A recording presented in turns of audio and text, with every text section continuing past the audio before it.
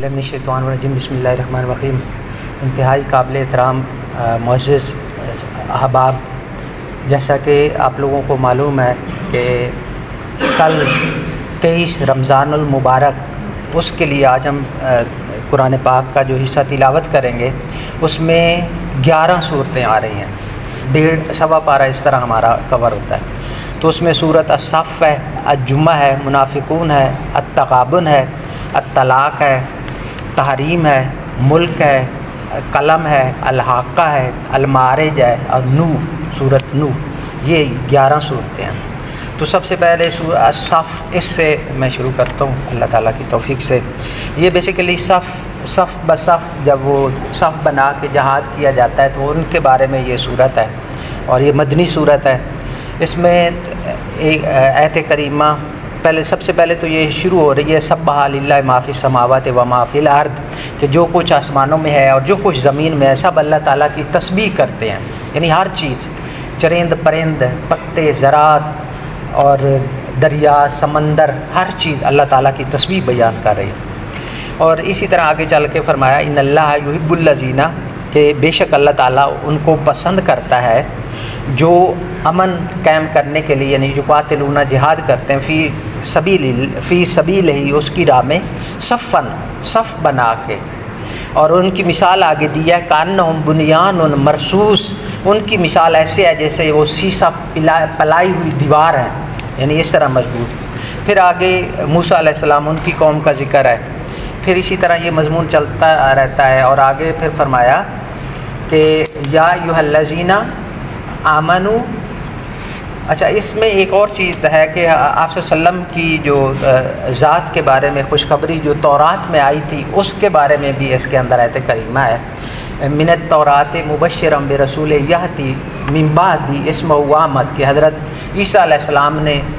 انہوں نے اپنی بلکہ حضرت عیسیٰ ابن مریم، انہوں نے ان کی کتاب جو تورات تھی، اس میں آپ صلی اللہ علیہ وسلم کا ذکر تھا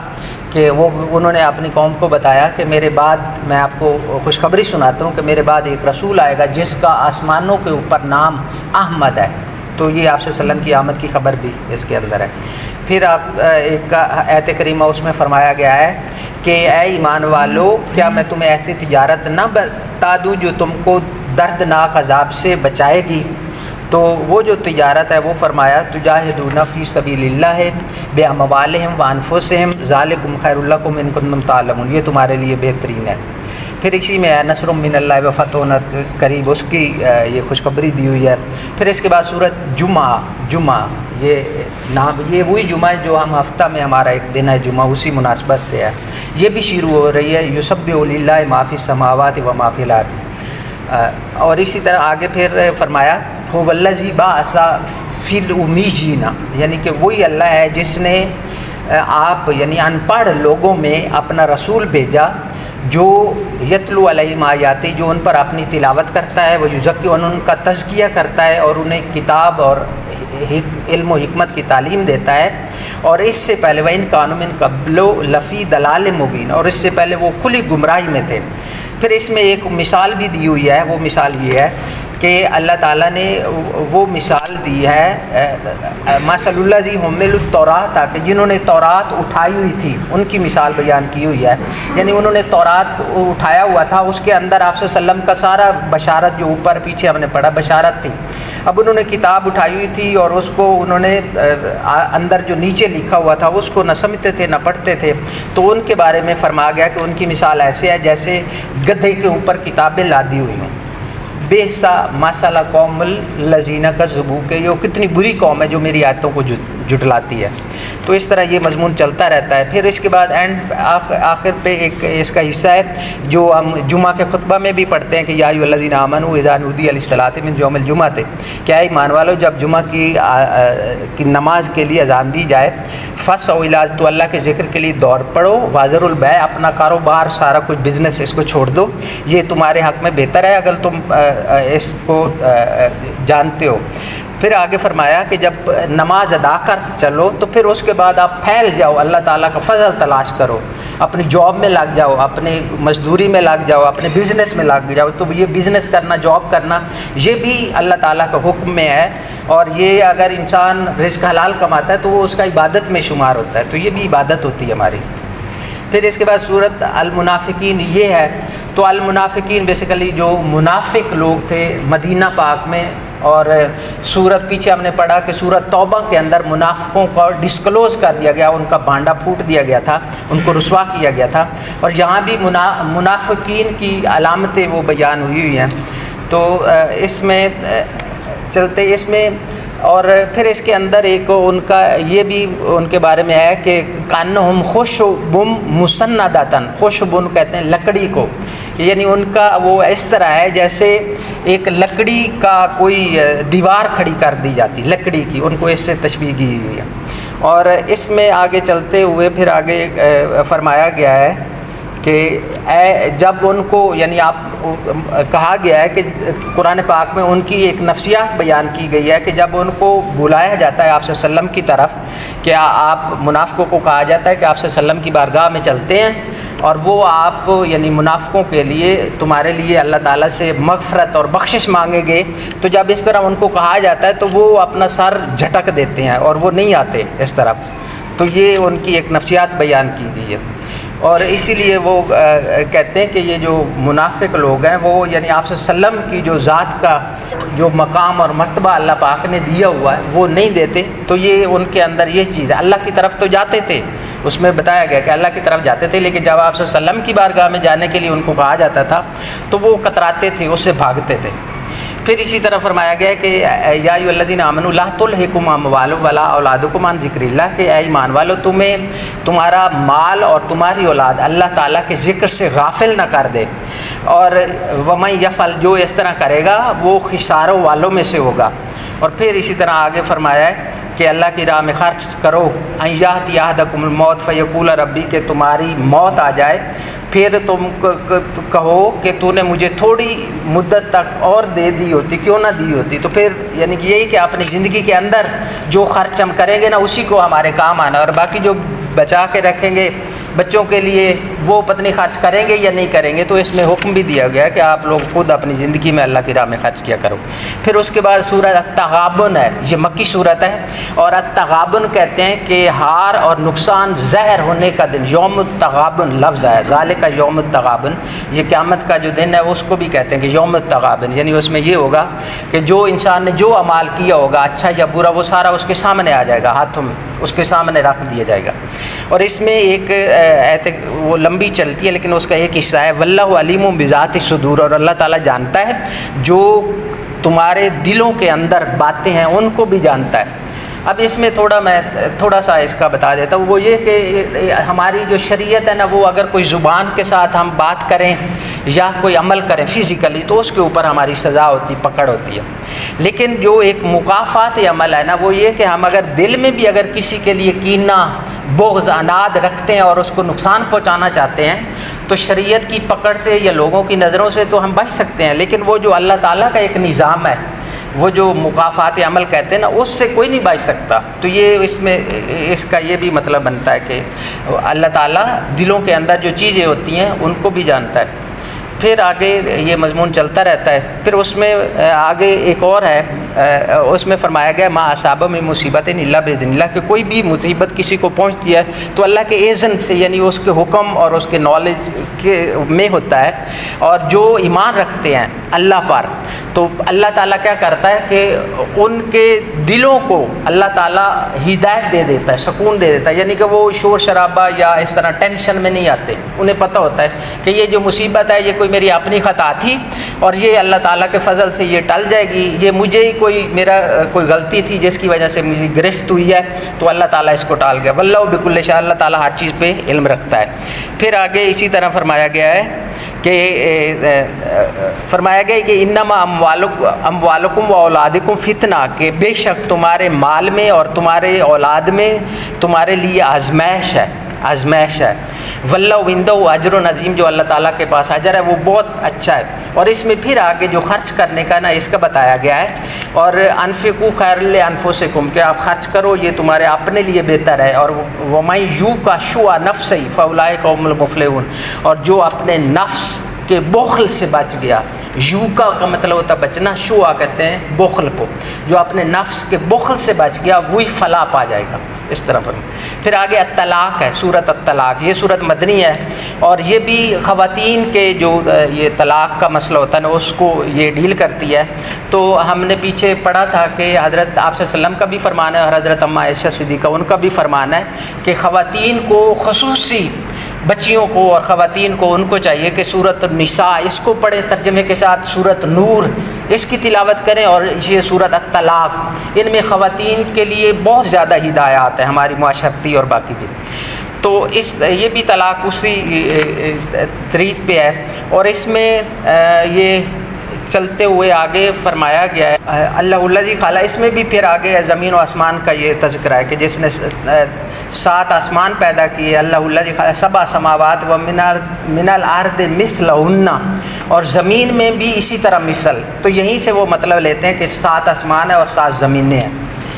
پھر اس کے بعد سورۃ التحریم یہ شروع ہو جاتی ہے. یہ بھی مدنی صورت ہے. اور التحریم بیسیکلی یہ ہے کہ رک جانا یا حرام ٹھہر جانا کوئی چیز، تو اس کا ہے. تو یہ بیسیکلی یہ تھا کہ آپ صلی اللہ علیہ وسلم نے شہد کو، یا اسی طرح اور بھی ذکر ہے تفسیروں میں آتا ہے، تو اس کو آپ صلی اللہ علیہ وسلم نے اپنے اوپر کوئی پابندی لگا لی تھی، تو اپنے لیے یعنی حرام جس طرح ٹھہرا اس طرح کر لیا تھا. تو پھر اللہ تعالیٰ کا حکم ہوا کہ اللہ تعالیٰ نے ایک چیز حلال کی ہے تو آپ اپنے اوپر اس کو نہ کریں جبرن. پھر اس میں اسی میں آگے فرمایا گیا ہے. اور پھر فرمایا گیا کہ یہ جو خواتین ہیں، عورتیں ہیں، ان کو اگر ان کی آگے پھر خصوصیات بیان کی گئی ہیں کہ وہ جو مسلمات مومنات یعنی مسلمان فرما بردار ہوں، ایماندار ہوں، اطاعت شیار ہوں، توبہ شیار ہوں، عبادت گزار ہوں، روزہ دار ہوں، اور شوہر دیدہ اس طرح کر کے اور کنواں اس طرح کر کے فرمایا گیا کہ آپ کو اس طرح کی بیویاں مل جائیں گی. تو یہ اس کا ذکر ہے. پھر ایک اور دعا ہے بڑی اچھی اور یہ مانگنی چاہیے ہر ایک کو. اور پھر ہاں اس سے پہلے ایک اور ذکر ہے کہ یا ایھا الذین آمنوا توبوا الی اللہ توبۃ نصوحا، کہ اے ایمان والو اللہ کی طرف توبۃ نصوحا. توبۃ نصوحا یہ ہوتی ہے کہ آپ نے ایک چیز سے، توبہ کا مطلب ہوتا ہے پلٹ آنا، یعنی آپ اس راستے سے جا رہے ہیں نا، آپ واپس آ گئے تو اس کو توبہ کہتے ہیں. اب توبۃ نصوحا یہ ہے کہ ہمیشہ کے لیے فار ایور پلٹ آنا. اب ہم کیا کرتے ہیں کہ ہم یہ ہوتا ہے کہ ہم چلے کر کے نہ پھر دوبارہ نہ وہ مانگ لیں گے، معافی مانگ لیں، ہمارے ذہن میں یہ ہوتا ہے. اور قرآن پاک میں کثرت کے ساتھ آیا ہے کہ جس نے توبہ کر لی پھر اس کے بعد عمل صالح شروع کر دیے، یعنی کہ یہ ہے اس کی جو شرط ہے وہ یہ ہے جس نے توبہ کر لی، عمل صالح شروع کر دیے، پھر نیک بن گیا، تو اس کے پچھلے جو گناہ ہے وہ بھی سارے نیکیوں میں بدل دیے جائیں. دیکھو کتنی سہولت ہے. تو یہ بھی توبہ کا مہینہ یہ ماہ رمضان کا. تو یہ توبۃ نصوحا وہ ہو رہی ہے کہ آپ ایسی توبہ کریں کہ پلٹ کے پھر دوبارہ ذہن میں نہ سوچے اس کی طرف. تو اس میں جو دعا تھی وہ یہ ہے کہ ربنا اتمم لنا نورنا واغفر لنا انک علی کل شیء قدیر، کیا ہے ہمارے رب ہمارا نور ہمارے لیے مکمل فرما دے اور ہماری مغفرت فرما دے، بے شک تو ہر چیز پر قادر ہے. یہ ایک بڑی اچھی دعا ہے. پھر آگے مثال دی گئی ہے کہ اللہ نے ان لوگوں کے لیے جنہوں نے کفر کیا ہے، نو اس میں ایک اور ہے کہ حضرت نوح علیہ السلام ان کی بیوی، وہ بیسیکلی ہم نے پیچھے پڑھا تھا کہ وہ جو ان کا ایک بیٹا تھا اور ان کی بیوی کا ذکر ہے کہ بیوی بھی تھی، انہوں نے بھی اس کی جو حضرت نوح علیہ السلام کی تعلیمات تھیں ان کو نہیں مانا تھا، تو ان کو بھی غرق کر دیا گیا تھا اس کے اندر، وہ جو طوفان آیا تھا. اسی طرح حضرت لوط علیہ السلام ان کی قوم وہ جو فحاشی اور اس میں لگ گئی تھی اور غلط کاری کرتی تھی بچوں کے ساتھ عورتوں کو چھوڑ کے، تو ان کی جو بیوی تھی اس نے بھی یہ کیا کہ وہ بھی ان کی حمایت کرتی تھی ان لوگوں کی، تو اس کو بھی اسی عذاب میں غرق کیا گیا. اس کا ذکر بھی ہے. اب دیکھو کہ جتنا بھی قریبی رشتہ اگر کسی کے ساتھ ہو انسان کا، نیک آدمی کا، لیکن اصل میں اس کے اپنے اعمال نے بھی کام آنا ہے. اس کو کوئی یہ وہ فخر نہیں کر سکتا کہ میرا اس کے ساتھ اٹیچمنٹ یا رشتہ ہے، ریلیشن ہے. ہر ایک نے اپنے حساب کتاب کا وہ جواب دیا ہے. پھر اس کے بعد پھر یہ تو وہ تھی جو پیغمبر تھی، ان کی بیویاں تھیں، ان کا ذکر ہے۔ آگے پھر فرعون، اس کی بیوی تھی۔ اب فرعون خود آپ کو پتہ وہ بہت بڑا جابر اور اس طرح سرکشی کرنے والا تھا، اللہ کا نافرمان تھا، لیکن اس کی بیوی ہے، ان کا نام تفسیروں میں آتا آسیہ، وہ کیا تھی؟ وہ نیک خاتون تھی، ایمان والی تھی، تو اس کا ذکر ہے۔ پھر اسی طرح حضرت مریم بنت عمران، حضرت عیسیٰ علیہ السلام کی جو والدہ، ان کا ذکر ہے، اور ان کے بارے میں فرمایا گیا ہے احسنت فرجہا، کہ اس نے اپنی عصمت و عفت کی خوب حفاظت کی، تو ہم نے اس کے گریبان میں اپنی روح پھونک دی، اور اس نے اپنے رب کے فرامین اور اس کی نازل کرتا کتابوں کی تصدیق کی، اور وہ اطاعت گزاروں میں سے تھی۔ یعنی ان کو اسی چیز کا اجر دیا گیا تھا کہ اتنی وہ تھی، عصمت اور طہارت کی پیکر تھی، تو اللہ پاک نے ان کو پھونک کے ذریعے ان کو حضرت عیسیٰ علیہ السلام کی وہ حاملہ ٹھہری اور وہ پیدا ہوئے۔ پھر اس کے بعد ہے آگے سورۃ الملک، یہ 29 پارہ شروع ہو گیا۔ یہ جو سورۃ ملک ہے یہ مکی ہے، اور اس کے بارے میں کہا جاتا ہے کہ آپ صلی اللہ علیہ وسلم نے بھی فرمایا مختلف حدیثوں میں ہے کہ قرآن پاک میں اس کی 30 آیاتیں ہیں، کہ ایسی 30 آیاتیں ہیں اگر کوئی اس کو پڑھے گا تو وہ اس کی شفاعت کریں گی، یعنی اس کو بخشوا دیں گی۔ اور پھر اس کے بارے میں یہ بھی ہے کہ یہ جو روزانہ رات کو پڑھے گا تو یہ قبر میں بھی اس کے لیے نجات بنے گی، یہ والی صورت، تو سورۃ ملک۔ تو اکثر ہمارے جو بڑے ہیں اکابر یا اولیاء صلاح، وہ روزانہ ہر رات یہ صورت سونے سے پہلے پڑھ کے سوتے ہیں، سورۃ الملک۔ تو اب اس میں بھی سورۃ الملک یہاں پہ اس کا ہے تبارک الذی بیدہ الملک، وہ ذات پاک ہے جس کے دست قدرت میں پوری بادشاہی ہے، پوری کائنات کی، ہر ایک چیز کی، اور وہ ہر چیز پر قادر ہے۔ پھر آگے زمین آسمان کا بنانا، اس کے بارے میں ہے کہ سبع سماوات طباقا، کہ 7 آسمانوں کو طبق در طبق، ایک کے بعد ایک اس طرح کر کے ان کو بنایا گیا۔ پھر اسی طرح فرمایا کہ اس کے اندر کوئی تفاوت نہیں، یعنی آپ کوئی فرق یا اس طرح کی آپ کو نظر نہیں آئے گی۔ اور آگے فرج البصر، آپ کی آنکھ لوٹ آئے گی، یعنی آپ دیکھیں گے تو دور جا کے، یعنی وہ چیز ختم نہیں ہوگی لیکن ہماری آنکھ واپس آ جائے گی، اس طرح کا ذکر ہے۔ پھر آگے اس میں وہ فرمایا وَلَقَدْ زَيَّنَا السَّمَاءَ الدُّنْيَا، کہ آسمانی دنیا کو ہم نے سجا دیا بے مصابیح، مختلف روشنیوں سے، ستاروں سے، سیاروں سے، اس طرح کر کے یہ سارا ایک پورا مضمون ہے۔ پھر آگے اس میں یہ بھی فرمایا گیا ہے کہ یہ جو پرندے ہوا میں اڑتے ہیں، اس کا ہے کہ اس کو کون روکتا ہے؟ اولم یروا الی الطیر فوقہم صفات، کہ آپ نے نہیں دیکھا کہ پرندوں کو اپنے اوپر پر پھیلائے ہوئے اور پر کو سمیٹتے ہوئے نہیں دیکھا؟ اس کو کوئی نہیں روک سکتا اوپر فضا میں سوائے اللہ تعالیٰ کے۔ تو یہ اس کا ذکر ہے۔ پھر اسی طرح آگے چلتے پھر اس میں بھی ایک مضمون آیا ہے جو ہم نے سورہ زمر میں پڑھا تھا کہ جب دوزخیوں کو دوزخ کی طرف لے کے جائے گا تو وہ آگے جو وہ دروغہ ہوگا، جو دوزخ کا منتظم ہوگا، وہ ان سے پوچھے گا کہ بھائی آپ لوگ جو ادھر آ رہے ہو تو آپ لوگوں کے پاس کوئی نبی ڈر سنانے والا نہیں آیا تھا؟ وہ بھی سوال کرے گا کہ کوئی نہیں آیا تھا آپ لوگوں کو بتانے کے لیے؟ تو وہ کہے گا آیا تو تھا لیکن ہم نے ان کی بات نہیں سنی تھی، اس طرح کر کے۔ پھر آگے اس میں یہ بھی فرمایا گیا ہے کہ اللہ تعالیٰ اگر زمین کا یہ جو پانی ہے جو ہم پیتے ہیں، یہ جو نال ٹوٹیوں کے ساتھ یہ بور کر کے، فرمایا کہ اگر یہ نیچے چلا جائے تو پھر وہ کون ہستی ہے جو پانی کا لیول اوپر لے کے آئے؟ تو یہ اس کے بارے میں۔ پھر اس کے بعد سورۃ القلم، قلم بیسیکلی لکھنے کو کہتے ہیں، اور یہ حروف مقطعات سے شروع ہوتی ہے، نون والقلم وما یسطرون، کہ جو یعنی لکھنے اس سے۔ اور اس کے اندر اس میں یہ بھی فرمایا وَإِنَّكَ لَعَلَىٰ خُلُقٍ عَظِيمٍ، اور آپ صلی اللہ علیہ وسلم خلق عظیم کے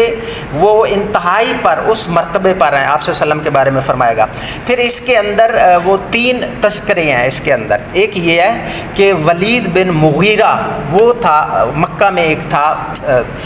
وہ اس نے آپ صلی اللہ علیہ وسلم کی گستاخی کی تھی۔ تو جب گستاخی کی تو اللہ تعالیٰ کو اتنا جلال آیا کہ اللہ تعالیٰ نے اس کو ایسے ایسے القاب دیے کہ کسی اور کے لیے نہیں آئے، یعنی اللہ تعالیٰ نے خود دیے۔ اب وہ جو ان کو دیے گئے اور آپ کسی ایسے شخص کی بات نہ مانیں، یعنی آپ صلی اللہ علیہ وسلم کو فرمایا گیا جو بہت قسمیں کھانے والا، انتہائی ذلیل، طعنہ زن، عیب جو، لوگوں میں فساد انگیزی کرنے کے لیے چغل خوری کرتا پھرتا ہے، جو بھلائی کے کام سے بہت دور روکنے والا، بخیل، حد سے بڑھنے والا، سرکش، سخت گناہگار ہے، بد مزاج، درشت خو ہے، اور مزید 12 فرمایا گیا کہ وہ بد اصل بھی ہے، یعنی کہ وہ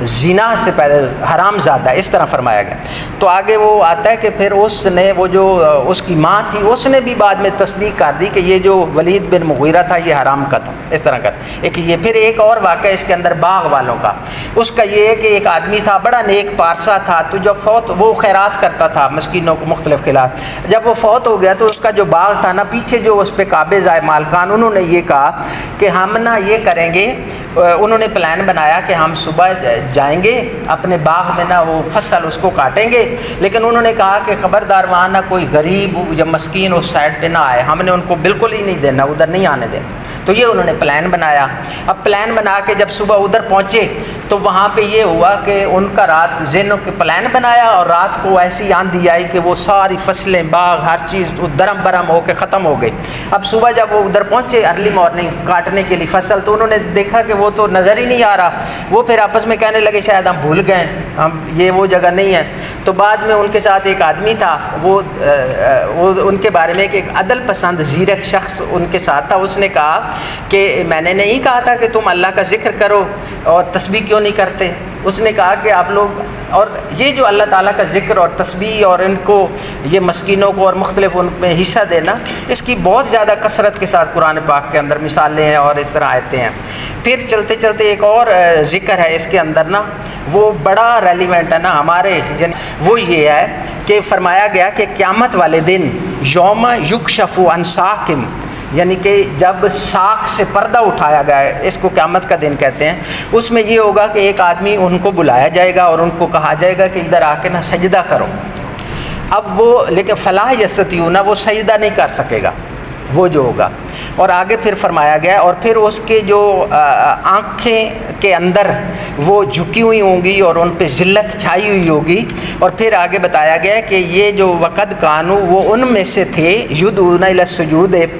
وہم سالمون، کہ جب وہ سلامتی تھے، صحت و تندرست تھے، تو اس وقت بھی دنیا میں ان کو بلایا جاتا تھا سجدوں کے لیے۔ اب یہ اذان ہوتی ہے، یہ بلاوا ہوتا ہے اللہ تعالیٰ کی طرف سے کہ آؤ نماز کی طرف، آؤ کامیابی کی طرف۔ تو یہ اس میں فرمایا گیا کہ وہ اس کو جب وہ تندرست تھا، دنیا میں صحت مند تھا، تو اس وقت ان کو بلایا جاتا تھا کہ سجدے کے لیے، اس وقت بھی نہیں آ جاتا تھا۔ اب جو اس یہاں جو نہیں جاتے تھے نا، وہ قیامت والے دن ادھر بھی ان کا بتایا گیا، وہاں بھی ان کو کافر کہیں گے چلے ٹھیک ہے ادھر سجدہ کرو، کیونکہ وہ مختلف اعتراض کریں گے نا کہ ہمیں مہلت مل جائے گی تو ہم دوبارہ یہ کریں گے، تو ان کو فرشتے شاید کہہ دیں کہ ٹھیک ہے آپ سجدہ کرو، تو جب سجدہ کرنے کے لیے کہا جائے گا تو وہ سجدہ ہی نہیں کر سکیں گے۔ تو اس لیے ہمیں اپنی نمازوں کی اور ان اعمال کی خبر لینی چاہیے۔ پھر اس کے بعد حضرت صاحب الحوت حضرت یونس علیہ السلام، ان کا ذکر ہے۔ پھر آگے سورۃ الحاقہ یہ شروع ہو جاتی ہے، یعنی کہ واقع ہونے والی قیامت، یہ بھی قیامت کے ریلیٹڈ ہے، اور اس میں سمود عاد ان کا ذکر ہے، پھر اس کے بعد ان کی ہلاکت ان کا ذکر ہے۔ پھر چلتے چلتے آگے پھر ان کی مختلف کیفیت ہیں کہ وہ کس طرح وہ گرے ہوئے کھجوروں کی طرح ہوں گی۔ پھر آگے چلتے پھر ایک اور ہے کہ جو جنتی ہوں گے، جن کا نامہ اعمال رائٹ ہینڈ میں مل گیا ہوگا نا، ان کی ایک بڑی انسانی کیفیت بتائی گئی ہے کہ وہ جب فاما من اوتیہ کتابہ بیمینہ ہی، جب ان آدمیوں کو اپنا اعمال نامہ رائٹ ہاتھ میں دیا جائے گا تو وہ پھر کیا کرے گا وہ آدمی، فیقول ہاؤم اقرؤوا کتابیہ، وہ سب کو کہے گا کہ آؤ یہ میرا اعمال نامہ پڑھو، خوشی سے سب کو خوشخبری سنائے گا۔ جس طرح ہم نہیں کہتے کہ ادھر کوئی پروموشن لیٹر مل جائے، کوئی سند مل جائے تو کہتے ہیں آؤ یار آؤ دیکھو یہ مجھے کیا ملا، اس طرح کر کے۔ اور پھر آگے فرمایا گیا کہ جو دوسرا ہوگا وہ کہے گا جس کو اوتیا کتابو بشمالہ، بائیں ہاتھ میں جس کو وہ اس کا نامہ اعمال ملے گا، کہ وہ کہے گا فیقول یا لیتنی، ہائے افسوس، لم اوتیا، کہ مجھے یہ کتاب نامہ یہ اعمال نامہ مجھے کیوں پکڑایا گیا ہے وہ۔ اور پھر اسی طرح وہ کہے گا کہ کاش میں جب مرا تھا تو بالکل ہی ختم ہو جاتا، اس طرح کر کے ان کے۔ پھر آگے فرمایا گیا کہ ان کانا لا یؤمنون باللہ العظیم، کہ وہ جو وہ ہوں گے دوست کی، ان کا فرمایا گیا کہ وہ ہوں گے وہ لوگ ہوں گے جو اللہ پہ ایمان نہیں رکھتے تھے۔ اور پھر دوسرا فرمایا گیا ہے، یہ بڑا ریلیونٹ ہے، ولا یحض علی طعام المسکین، اور محتاج کو کھانے کھلانے پر رغبت بھی نہیں دیتے تھے۔ یعنی ایک تو اللہ پہ ایمان نہیں رکھتے تھے، دوسرا کسی کو کھانا کھلانا، غریب کو محتاج کو اس کی وہ رغبت یا اس کی وہ تعلیم ہی نہیں دیتے تھے۔ اور پھر ان کے لیے یہ فرمایا گیا کہ وہ جو گناہ گار ہوں گے نا، ان کے لیے وہ پیپ ہوگی پینے کے لیے، اور اس طرح ان کی خوراک کا ذکر ہے۔ پھر آگے سورۃ معارج بیسیکلی ہے، یہ وہ ہے کہ اوپر عروج کی طرف، اس کی طرف لے کے جاتی ہے، اور اس میں اس میں انسان کی کیفیت بتائی گئی ہے نا، انسان کی ہماری جو خصلت ہے نا اس کا ذکر کیا گیا ہے۔ ان الانسان خلق حلوًا، بے شک انسان کو حلوً کا مطلب ہوتا ہے بے صبر اور لالچی پیدا کیا گیا ہے۔ اذا مسہ الشر جزوعاً، جب اس کو تکلیف پہنچتی ہے تو وہ گھبرا جاتا ہے۔ واذا مسہ الخیر منوعاً، جب اس کو خیر بھلائی خوشحالی ملتی ہے پھر کنجوس بن جاتا ہے۔ پھر آگے فرمایا الا المصلین، سوائے جو نماز پڑھتے ہیں تو اور نمازوں کو مسلسل قائم رکھتے ہیں، اس طرح فرمایا گیا۔ پھر آگے چلتے ہیں، حضرت نوح علیہ السلام کا ذکر ہے۔ حضرت نوح علیہ السلام کا ذکر ہم مسلسل کثرت کے ساتھ پڑھتے آ رہے ہیں۔ اس میں اب ٹائم چونکہ مختصر ہے تو اس لیے میں نہیں جاتا، اس میں وہ ان کا ساری بڑی ڈیٹیل میں جتنے واقع ان کے ساتھ وہ بیتتی ہے اس کا ذکر ہے۔ وما علینا الا البلاغ۔